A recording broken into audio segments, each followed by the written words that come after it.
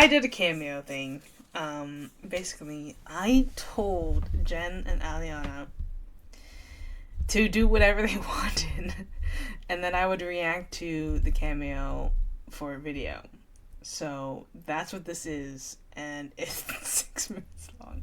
I have no idea what to expect, so we're just gonna jump into it because I think they delivered. Let me just make this a little bigger. Okay, just to even this out. Alright. Actually, no, I think I have to do it more like this. Okay. That should be fine. Alright, so.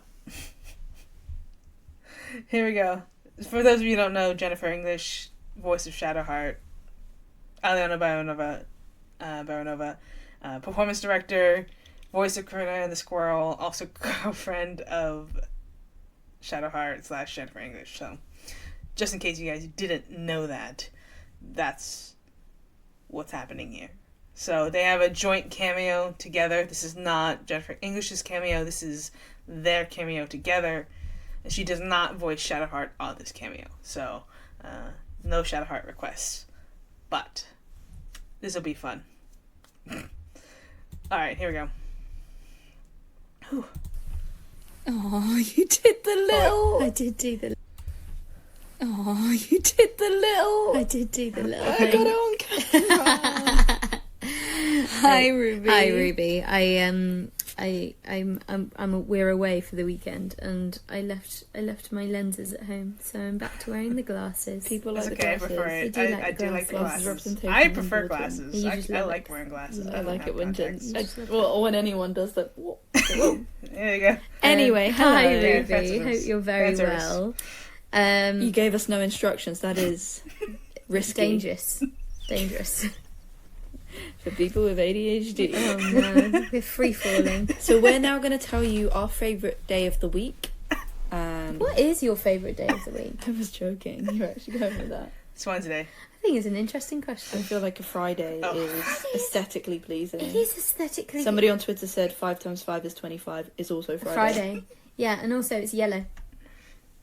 What? Do you not see the... It's not yellow. It is bright yellow. Friday is a yellow. Yeah, some people see it Thursday's in colors. See days as colors. I don't understand it. Wednesday is a peachy orange. Tuesday is green. All right, I'm out. Do you not see the No, colour? I get the numbers thing. I don't get the colour thing. Maybe you have like synesthesia or something. I think I do have slight synesthesia. Told you it was risky. You shouldn't have done it. You shouldn't have done it, really. First of all, thank you for being such a big supporter of us, and thank you for supporting Sharty Party, supporting Sharty Party, and also thank you for your tips on gameplay. Yeah. In our streams. You spot them and they help us. Really appreciated. You're welcome. Good trying to tips. think. I had this realization, Ruby, that having met Maggie, who plays Orin, who is incredible, and we like her very, very, very much. And I've realised that she's really fun. She's amazing. I love what she was wearing. Yeah, she looks so cool. But also is just genuinely a good human being, I think. From what I... Anyway, by the by, I've realised that some of my favourite people in the game also play Shadowheart's mortal enemies. Yeah. Who? Enemies. Enemies. Enemies. Yeah. Enemies. Oh yeah, obviously. You like Dev. Obviously Dev. Yeah. And then you've got Maggie, who plays Orin. Yeah. Helen Keeley, who plays I love Night Sun. Helen Keeley. Absolutely adore her. Who else do I really love that's also a mortal enemy? But you get J.K. Simmons. J.K. Simmons. I have not met J.K. Simmons yet. Does anyone voice a wolf in it? I love wolves. I genuinely, a Shadowheart does not. Who? The word little. The word little. I love it. I love it. No, I don't love the word little. Yeah, but yeah. Fun fact. Also, Go. we met Sven. Oh yeah, we met Sven. Sven. Very tall Sven. That's probably. We were both like this. He is so tall. My neck hurt the next day. So I was stuck. Did I tell you about this? I was stuck between having a conversation with Sven, Neil, and Maggie. I felt like a munchkin.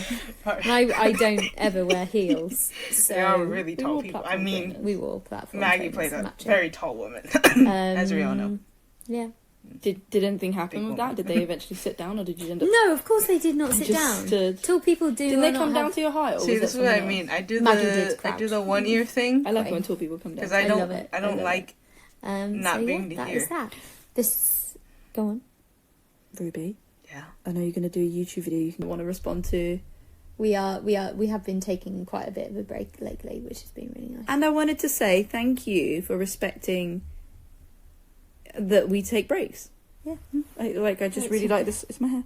Yeah. This community taking Being very respectful towards us. that we are different, not different, but we just handle things differently to people, and taking a break is very important to us, and the fact that people respect that, It's really wonderful. really Having boundaries wonderful. is Yeah, important. because it can become quite all-consuming. Because we also it's found. very It also hard just to becomes, know when the boundaries What's the are mutual? crossed. Like the fact that people respect that we need a break makes us respect the community. Yeah. Completely. Like Oh, the yeah. respect garners more Makes it a lot respect. easier. Yeah, love that. Oh, I know. I just came up with it. I love it too. Oh, great, you've done well Like, there. that everyone Beth. respects boundaries and respects like healthy behaviors. Yeah, Healthy. Is it behaviors? Healthy boundaries, healthy behaviours, healthy habits. routines, habits. Yeah. Yeah, love that. I love that for Shark Nation, but also Yeah, what I will say, because I suspect you guys might watch this, it's important for you guys to set those boundaries now, because sometimes what happens is people get so used to you always responding, always being engaged, that the bridge between the parasocialism becomes less distant.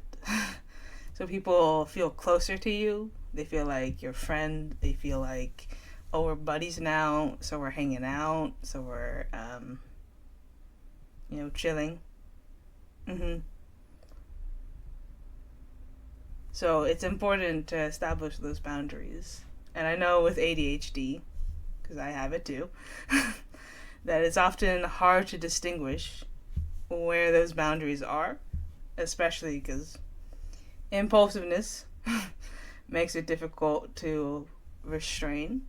But having vocalized those clear boundaries is important as well, because it sets the line more clear as to what is important. So yeah, it's definitely important to set those boundaries, because also sometimes if you allow it to happen, right, people feel comfortable doing it and they do it more often because they know it works. So no, yeah, I definitely respect you guys and your boundaries. I know it can be a lot to go from 0 to 1,000 people watching you, more than that, and also it does make navigating social media in general difficult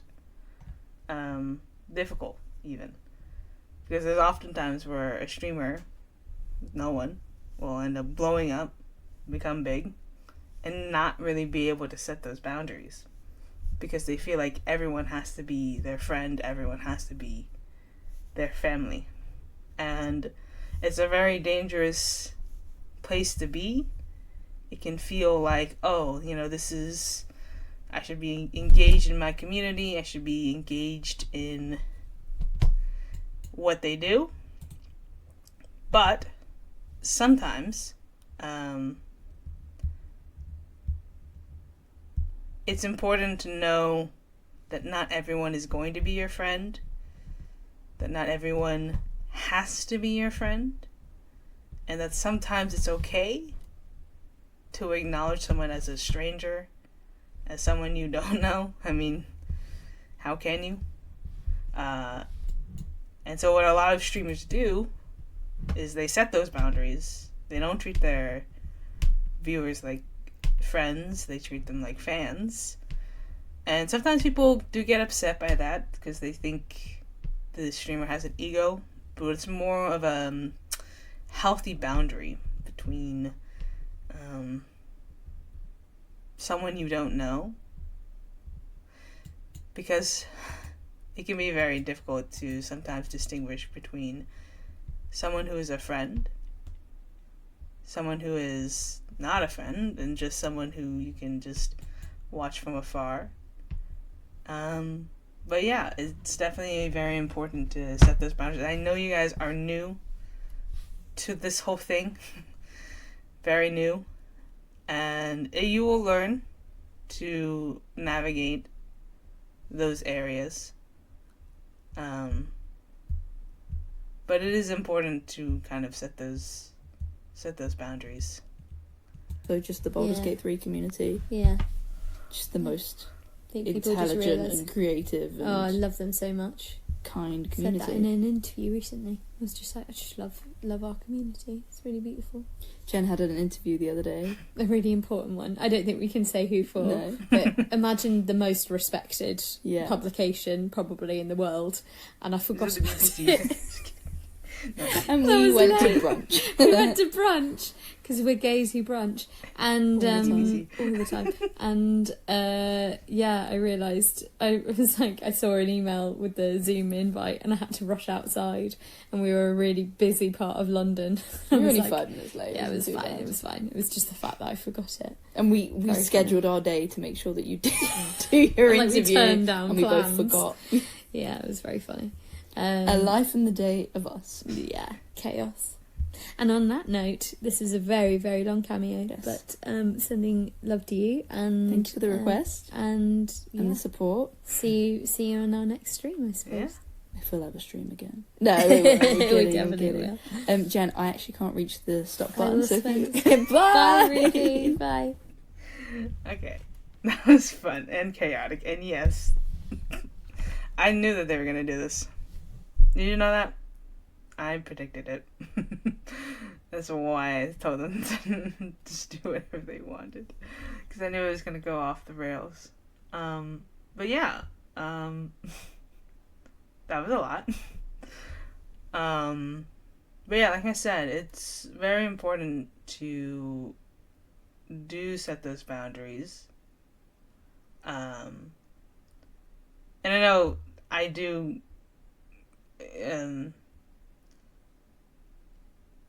I know I've crossed the line because and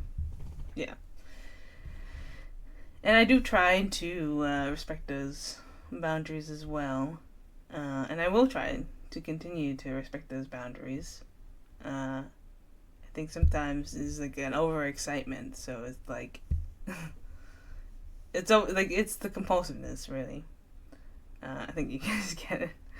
But yeah.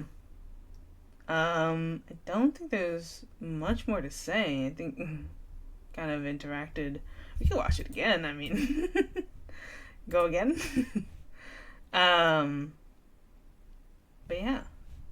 I think that the thing is, and I think this is part of the problem, not the problem, but part of why it is so overwhelming is that the fact that you are so active on social media, through Twitch specifically, through Twitter, and even Instagram, it makes it very easy for fans to contact you.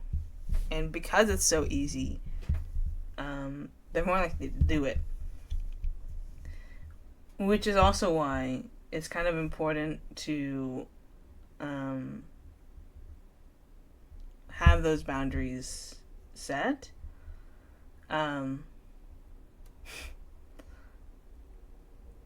sometimes, like, it's difficult in general, because you do want to be engaged with your audience. You want to be able to interact with them. But because of our ADHD, it's very difficult to say no, to not do something, especially when it's on our mind. I mean, I've talked openly that I do have ADHD. It's very much aware. And it is challenging to navigate that because it's like there's the impulse of wanting to be engaged and also sort of the feeling of missing out, right? And especially in a community where there's a lot of neurodiverse people, a lot of people with common interest, common feelings. It's basically like a whole stadium of likely ADHD bound people all interacting with each other. And there is one thing that is kind of interesting. I don't know how science-based this is, but I've found, at least in my experience, when I'm around people with ADHD, it tends to trigger my ADHD. And I think I see it with you two as well, is that in a way, because you two both have ADHD, and probably different types of ADHD as well, although I don't know, you're both kind of triggering each other. Now, sometimes there can be one person that is able to kind of rein you back in because you know what to look for, because you know, oh, this is just an ADHD episode, so I can help you navigate that. But in other ways, it kind of just enables the behavior, if that makes sense. Especially since we're not medicated, it's even harder to resist that impulse. And I'm not saying that meds would solve everything. For me, it's a little of a gray area because in a way meds create more problems, because different problems. Where's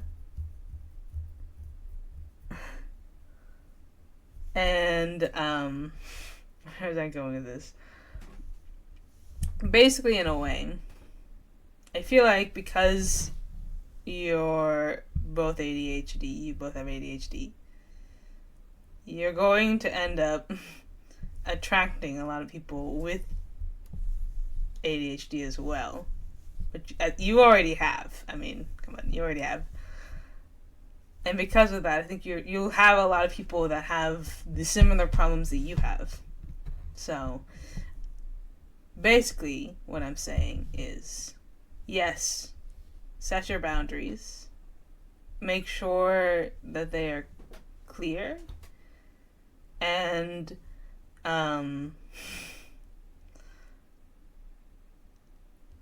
I think that in time, it'll be a lot easier to navigate because you'll be so used to everything, right? For me, I've been streaming since 2015. So a lot of years have gone by, right? So I get it as well. I mean, not to the extent, obviously. But there is sort of this idea that in order to be a successful streamer, you have to be engaging in everyone and talking to everyone that follows you, that engages with you.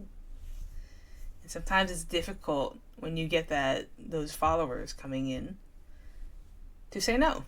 That you don't want to talk to them, that you don't want to really get close to them because it feels like you kind of have to. But of course, no one really has to. It's just more of a suggestion that a lot of people have. And I think sometimes it's, even if you're not a celebrity, it's important to still set your boundaries and still recognize where it might not be the best opportunity, like it might not be the best idea to engage in those scenarios.